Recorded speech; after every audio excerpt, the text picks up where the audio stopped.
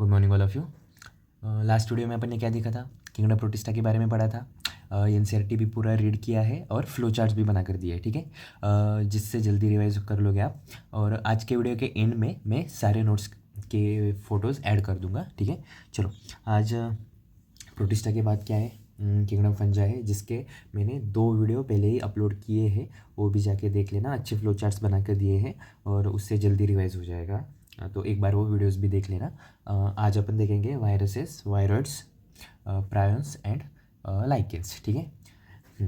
तो क्योंकि जो किंगडम एनिमल है और किंगडम प्लांटी है, उसके तो सेपरेट चैप्टर्स दिए हैं, तो वो वहाँ से पढ़ लेना, ठीक है। चलो, सबसे पहले एक ओवरव्यू लेते हैं आज के लेक्चर का। तो यह ध्यान दो, हमारे जो साइंटिस्ट थे, कौन से, आर.एच. व्हिटेकर, जिन्होंने 5 किंगडम क्लासिफिकेशन दिया था, तो कुछ ऑर्गेनिजम्स को उन्होंने किसी भी किंगडम में जगह नहीं दी। जैसे कि एग्जाम्पल के कौन से हैं? क्या पढ़ने वाले हैं आज अपन? लाइकेंस, फिर वायरसेस, वायरॉइड्स एंड प्रियंस, फिर प्रायंस। जो बोल रहा है बोलो, ठीक है। तो इन ऑर्गेनिजम्स को उन्होंने जगह नहीं दी, ठीक है। किसी भी किंगडम में इनको जगह नहीं दी। ये सारे इसमें से जो वायरसेस, वायरॉइड्स और प्रायंस है, ये असेल्युलर ऑर्गेनिजम्स हैं, ठीक है। चलो, तो इन सबको हम अलग से पढ़ेंगे, ठीक है। चलो, सबसे पहले viruses,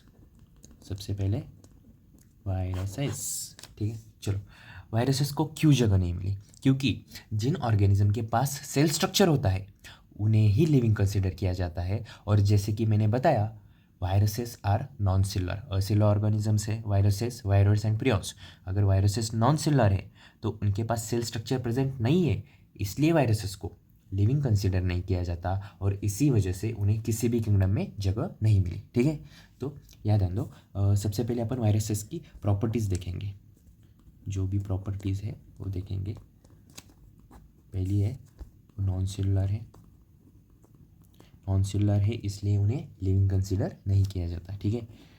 inert crystalline structure outside living cell, NCERT में लाइन दिया है कि वो इनर्ट है। इनर्ट मतलब मेटाबॉलिकली एक्टिव।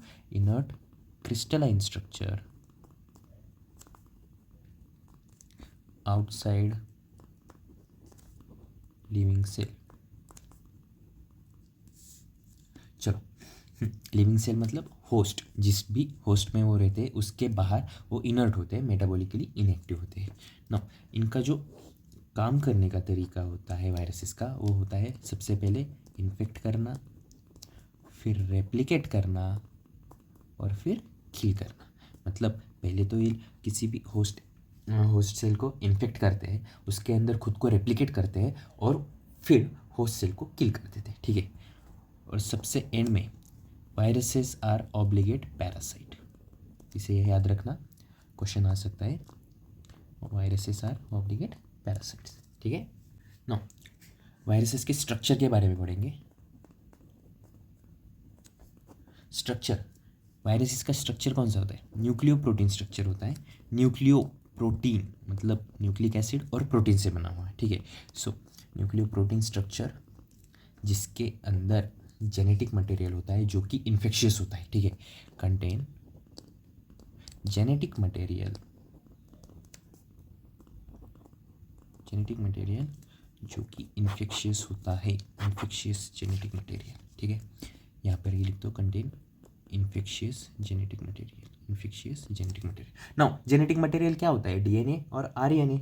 लेकिन वायरसेस में एक टाइम डीएनए प्रेजेंट हो सकता है या फिर आरएनए प्रेजेंट हो सकता है, लेकिन बोथ मतलब दोनों एक साथ नहीं प्रेजेंट होते, ठीक है। तो नोट करके लिखता हूँ यहाँ पे कि no virus contains both RNA and DNA. बात क्लियर है बेटा? चलो, नो, जो न्यूक्लियो प्रोटीन है मतलब प्रोटीन कोट है, उसे अपन कहते हैं कैप्सिड, जिसके अंदर जेनेटिक मटेरियल प्रेजेंट है। ऐसे प्रोटीन कोट को अपन कहते हैं capsid. No, function of this capsid, function क्या है? फंक्शन क्या है इसका? It protects nucleic acid, protect nucleic acid. Nucleic acid मतलब डीएनए और आरएनए। बात क्लियर है? चलो कैप्सिड। नाउ ये कैप्सिड किससे बनता है? Made of small subunits जिसका नाम होता है कैप्सोमर्स। कैप्सोमर्स एग्रीगेट होके कैप्सिड बनाते हैं और कैप्सिड का फंक्शन होता है जेनेटिक मटेरियल यानी कि न्यूक्लिक एसिड को प्रोटेक्ट करना। ठीक है। कैप्सोमर्स अरेंज्ड इन हेलिकल और polyhedral geometrical form, polyhedral geometrical form. चलो ये सारी बातें हो गई। जो वायरसेस के साइंटिस्ट है मतलब वायरॉइड स्पिरियंस हो वो सारे एंड में बता दूंगा। सबसे पहले इसकी प्रॉपर्टीज़ वही देख लेंगे। सो जो genetic material of viruses infecting मतलब में प्लांट्स में इन्फेक्ट करने वाले वायरस में क्या मटेरियल होता है, एनिमल्स में इन्फेक्ट करने वाले वायरस के अंदर कौन सा जेनेटिक मटेरियल होता है, इसका एक छोटा सा पैरा है एनसीईआरटी में, वही बता रहा हूँ। सो प्लांट को इन्फेक्ट करने वाले वायरस में सिंगल स्टैंड आरएनए होता है।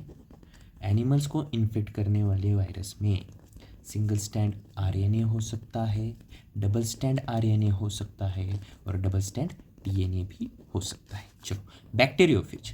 बैक्टीरियोफेज का क्या मीनिंग है?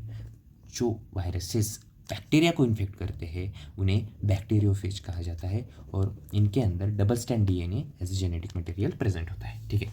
वापिस से बैक्टीरिया को इन्फेक्ट करने वाले वायरस को बैक्टीरियोफेज कहते हैं और वायरसेस के अंदर at a time single genetic material present होता है, मतलब डीएनए हो सकता है या फिर आरएनए हो सकता है, दोनों कभी भी एक साथ प्रेजेंट नहीं होते। चलो ना जो भी है अपन वायरल डिसीजेस के बारे में देखते हैं। वायरल डिसीजेस कौन कौन से हैं? मम्प्स, स्मॉल पॉक्स, ये सारा एनसीईआरटी का ही है, मैं कुछ एक्स्ट्रा ऐड नहीं कर रहा हूँ। तो एज नोट्स इसे पढ़ लोगे तो भी एनसीईआरटी कवर हो जाएगा। ठीक है। Herpes virus, influenza virus, AIDS. चलो ये स्मॉल पॉक्स पता है ना, आपने लेफ्ट शोल्डर पे एक वैक्सीन दिया होता है बचपन में, हाँ ये उसी डिसीज़ के लिए होता है, स्मॉल पॉक्स के लिए। चलो नाउ जो वायरल सिम्टम्स होते हैं प्लांट्स में क्या क्या है देखते हैं। Viral symptoms in plants,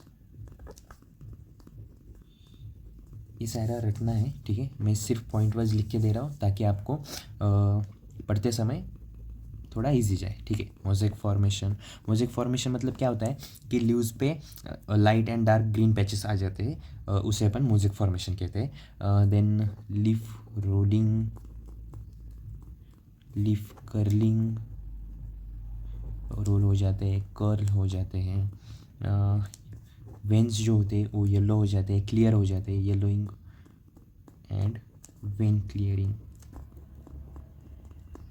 dwarfing मतलब ग्रोथ नहीं होती और मतलब स्टंटेड ग्रोथ रुक जाती है। वापिस से अपन वायरल डिसीजेस कौन से हैं? Mumps, smallpox, herpes, influenza, AIDS. ये याद रखना क्योंकि एमसीक्यू में आ जाता है कि which of the following is not a viral disease. तो ये याद रहेंगे तो आपको जो नहीं है वो बता पाओगे। ठीक है। Viral symptoms in plants, mosaic formation, leaf rolling, leaf curling, yellowing and when clearing, dwarfing and stunted growth. बात क्लियर है? चलो अब देखते हैं वायरॉइड्स। वायरॉइड्स के बारे में देखते हैं। सो वायरॉइड्स में जो भी पॉइंट्स है वो मैं यहाँ पे लिख देता हूँ। सबसे पहले वायरॉइड्स भी इन्फेक्शियस होते हैं, वायरॉइड्स भी इन्फेक्शियस होते हैं। ये वायरसेस से स्मॉल होते हैं। ठीक है। Smaller than viruses, smaller than viruses. इनकी वजह से एक डिसीज़ होता है जिसका नाम है पीएसटीडी। फुल फॉर्म क्या है? Potato spindle tuber disease. ठीक है। उनका जो आरएनए होता है वो लो मॉलिकुलर वेट होता है और फ्री होता है, free RNA with low molecular weight, low molecular weight. चलो और इनके पास मॉलिकुलर वेट कम क्यों है? क्योंकि प्रोटीन कोट नहीं है, सिर्फ RNA, free RNA. Protein coat नहीं है, दैट्स वाई इनका मॉलिकुलर वेट कम होता है. So lack protein coat. चलो अब देखते हैं प्रियॉन्स. क्या देखते हैं अभी? प्रियॉन्स. प्रायॉन्स जो बोलना है बोलो. हाँ, इनके भी पॉइंट्स. ये फोल्डेड प्रोटीन स्ट्रक्चर होता है, ठीक है. अब नॉर्मली फोल्डेड प्रोटीन स्ट्रक्चर. अब नॉर्मली फोल्डेड प्रोटीन स्ट्रक्चर. इनकी जो साइज़ है वो वायरस के सिमिलर है, सिमिलर टू वायरस. इनके वजह से न्यूरोलॉजिकल डिसीज़ होते हैं. Causes infectious neurological disease. अब ये कैटल्स में भी होते हैं और ह्यूमंस में भी होते हैं. कैटल्स में भी होते हैं और ह्यूमंस में भी होते हैं. कैटल्स में जो होते हैं उसका एग्जांपल है bovine spongiform encephalopathy. Bovine spongiform encephalopathy. चलो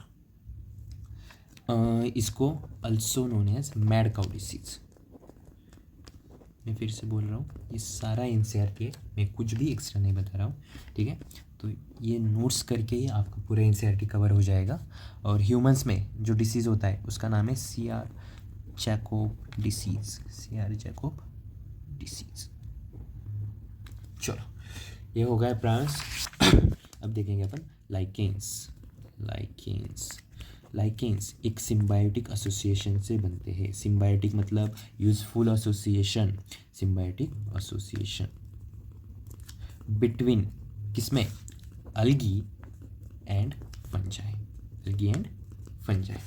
सिम्बायोटिक मतलब mutually useful association. Mutually useful मतलब दोनों पार्टनर्स को एक दूसरे को हेल्प हो रहा है, ठीक है. Mutually useful association.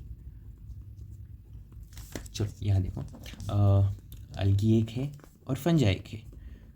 अल्गी जो है वो ऑटोट्रॉपिक होता है क्योंकि फोटोसिंथेटिक है, ऑटोट्रॉफिक है. और फंजाई हेटेरोट्रॉपिक होता है, जैसे कि पहले बताया है. फंजाई के 2 वीडियोस देख लेना, वहाँ के जो फ्लो चार्ट से बहुत इजी है. पूरा एनसीईआरटी कवर किया है, मैक्सिमम एनसीईआरटी कवर किया है, तो देख लेना, ठीक है. चलो जो अलगल पार्ट है उसको अपन फाइकोबायंट कहते हैं. क्या कहते हैं? फाइकोबायंट. और फंजाई पार्ट को माइकोबायंट. अलगी का फंक्शन क्या है? Prepare food for its partner. Prepare food for fungi.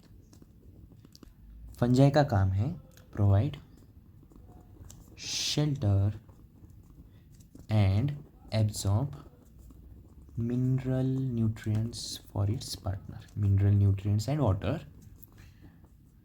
for algae. Husband wife की तरह काम करते हैं, ठीक है. एक फूड बनाता है तो दूसरा वो मिनरल्स वाटर एब्जॉर्ब करके ले आता है, ठीक है. चलो तो आगे देखना, लाइकेंस की सबसे बड़ी प्रॉपर्टी क्या है. नोट करके लिखता हूँ कि lichens are very good pollution indicator. मतलब जहाँ पर पोल्यूशन है वहाँ पर वो ग्रो ही नहीं करते. तो जहाँ पर लाइकेंस है मतलब वहाँ का एनवायरनमेंट बहुत क्लियर है, ठीक है. Lichens are very good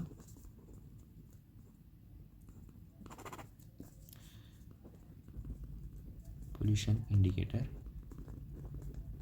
they do not grow in polluted areas. सारी बातें क्लियर. अब सिर्फ साइंटिस्ट का पार्ट रहेगा है. चलो साइंटिस्ट. सबसे पहले पाश्चर ने क्या किया? Name virus that means venom और पॉइजनस फ्लूइड. मैंने वायरस को नाम दिया और उसको मीनिंग बताया कि एक वेनम की तरह काम करता है, पॉइजनस फ्लूइड की तरह काम करता है, ठीक है.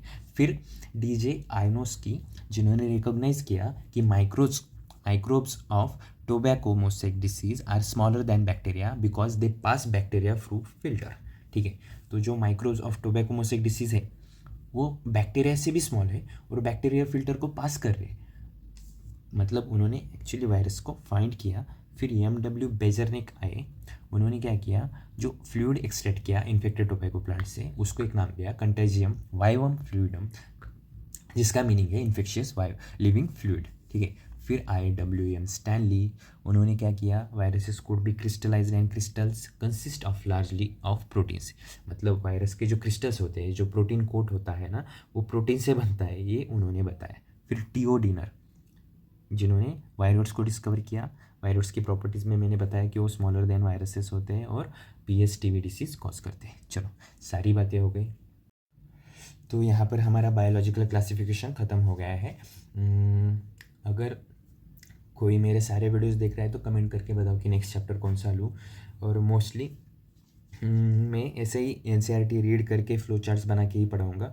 तो अगर कोई चैप्टर में NCERT में पढ़ने में दिक्कत हो रही है तो उसके नाम बताओ, तो मैं उस तरह से प्रिपेयर करके आपको पढ़ाता हूँ, ठीक है। चलो, बाय।